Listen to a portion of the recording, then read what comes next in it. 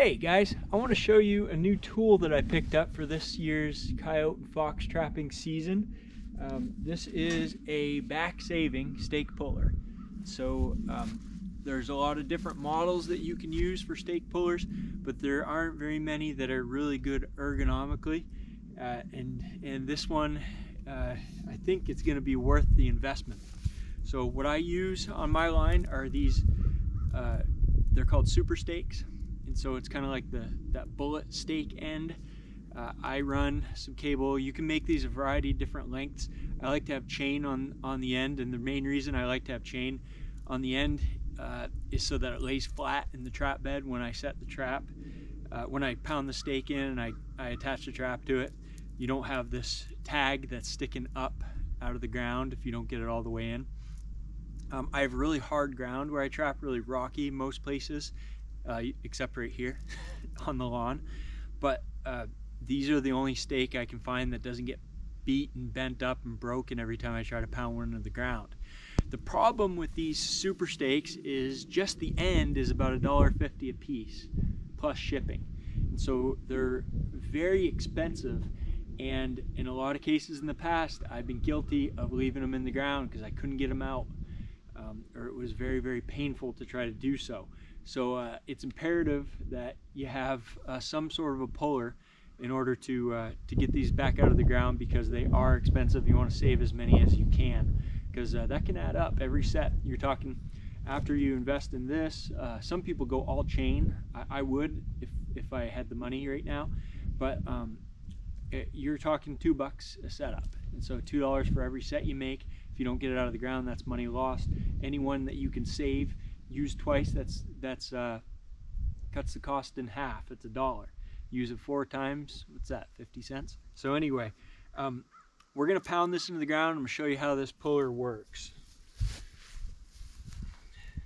So I get the driver and my trap hammer.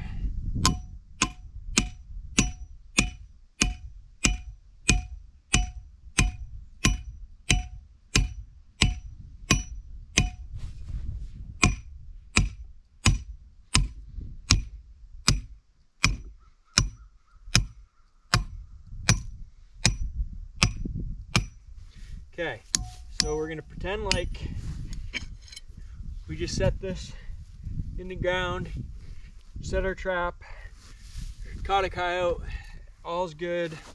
It's the end of the season, or we're leaving this area. We unattach our trap and it's time to pull this out of the ground. So this has been set, it's in there. The stake went down straight. I pulled it up a bit and it turned sideways, so now it's horizontal in the ground.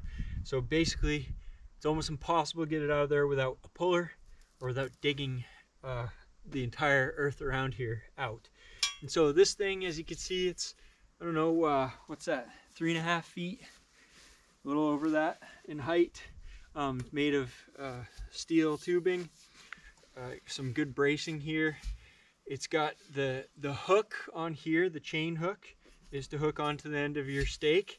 And it's also got a claw here. The guy that made it wanted to have something just if you need to do a little more digging to get at where your chain is, to find it, or whatever you need to scratch around. It's a nice little convenient thing.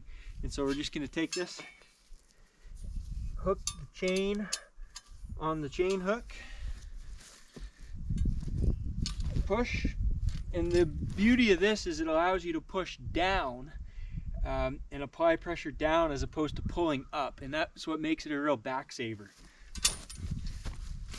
And there we go. We got our stake out of the ground, none the worse for wear. I would recommend, if you can, use a number 3 chain. This is a number 2.